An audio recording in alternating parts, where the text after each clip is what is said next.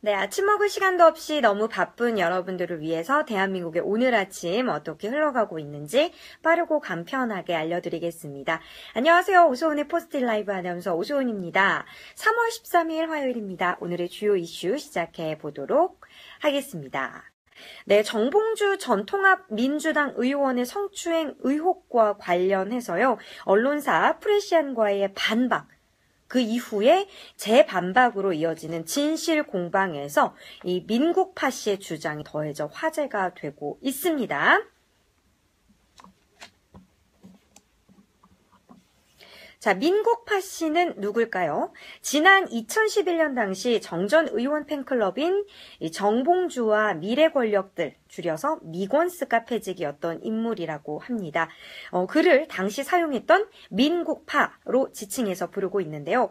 정봉주 전 의원에 의해서 성추행 피해를 입었다고 주장하는 A씨의 폭로에 정전 의원은 기자회견을 열었었죠. 그리고 여의도 렉싱턴 호텔에 간 적이 없다라고 반박을 했었는데요. 자, 이에 피해자 A씨 또 한 번 정전 의원의 기자회견에 반박 기사를 이 프레시안을 통해서 보도를 했습니다.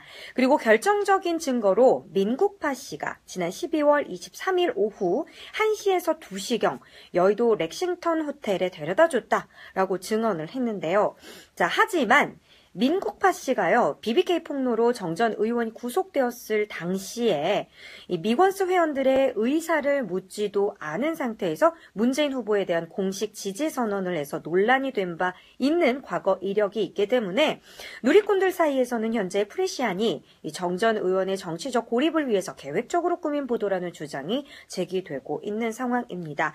자, 언론사 프레시안, 피해자 A씨, 정전 의원의 기자회견, 그리고 민국파 씨의 증언으로 인해서 정봉주 전 의원의 성추행 의혹은 복잡하게 반박에 반박을 거듭해 나가고 있는 상황입니다.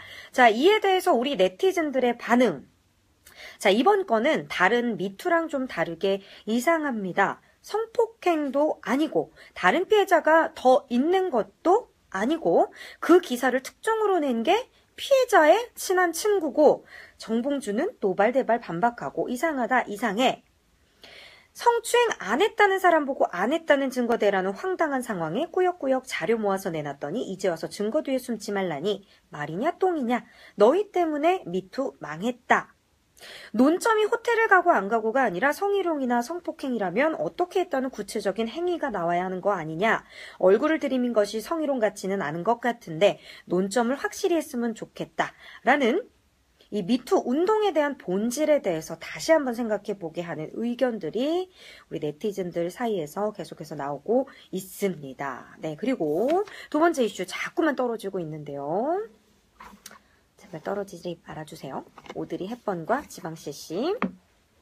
네, 자신의 이름을 딴 패션 브랜드 지방시로 유명한 프랑스의 세계적인 디자이너죠. 위베르드 지방시가 향년 91세의 나이로 별세를 했습니다. 지방시의 패션하면요, 영화배우 오드리 헵번과 존 케네디 전 미국 대통령의 부인이죠. 제클린 등으로 대표가 되는데요.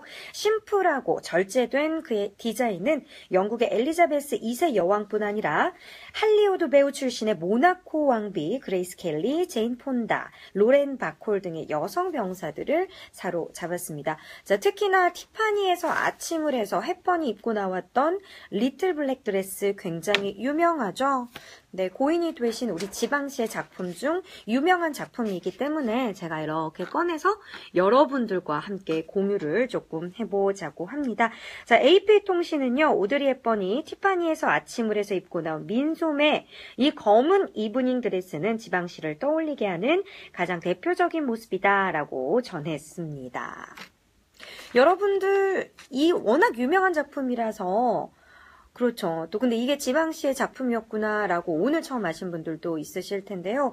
자, 그래서 그런지 이 반세기 이상 파리의 세련됨과 또 우아함을 대표하는 그런 것을 또 상징해온 인사다라고 그의 죽음을 애도하는 분들이 굉장히 많습니다. 네, 세 번째 이슈입니다. 이 정부 차원의 개헌안 초안이요, 오늘 공개가 됩니다. 오늘 국민개헌특위와 오찬을 문재인 대통령이 함께 하면서 개헌안 초안을 보고받을 예정인데요. 자, 우리 특위는 한 달 동안 온 오프라인을 통해서 쟁점 위주로 국민들의 의견을 수렴하면서 개헌안을 마련했습니다.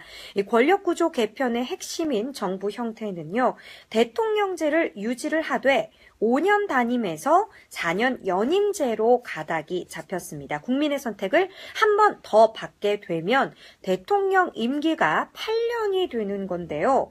자, 중임제는 연속이든 몇 번의 임기를 건너뛰든 대통령직을 2번 할 수 있지만 지금 우리가 말하고 있는 연임제의 경우에는 바로 이은 재선에 실패하면 다시 출마하지 못한다는 겁니다. 자, 관습 헌법에 의한 위헌 결정으로 무산됐던 행정수도 지정의 길도 열릴 전망입니다. 헌법에 수도 조항을 넣기로 했습니다. 대신에 수도의 명칭까지 헌법에 직접 명기하지는 않고요. 법률로 정하도록 위임하는 방식입니다. 자, 국회가 끝내 개헌안을 마련하지 못하면요, 문 대통령은 특위의 개헌안 초안을 바탕으로 오는 20일까지 정부안을 발의한다는 방침이고요. 하지만 이 정부안 발의 이후라도 국회가 자체 개헌안을 마련하게 된다면 정부안은 처리할 수 있다는 입장이어서 국회 논의 과정이 변수가 될 전망입니다. 네, 3월 13일 화요일 오늘의 이슈 여기까지고요. 내일 모레는 여러분들을 찾아뵙지 못할 것 같아요. 저희 회사에서 가장 크게 1년 중 가장 크게 하는 행사 2018 아시아 태평양 포럼이 또 진행될 예정이어서요. 제가 또 사회적으로 나가서 사회를 보기 때문에 내일 모레는 여러분들을 찾아뵙지 못한다는 양해 부탁을 드리면서 저는 금요일 아침 여러분들을 다시 찾아뵙도록 하겠습니다. 오늘도 좋은 하루 보내시고요. 저는 금요일에 다시 뵐게요.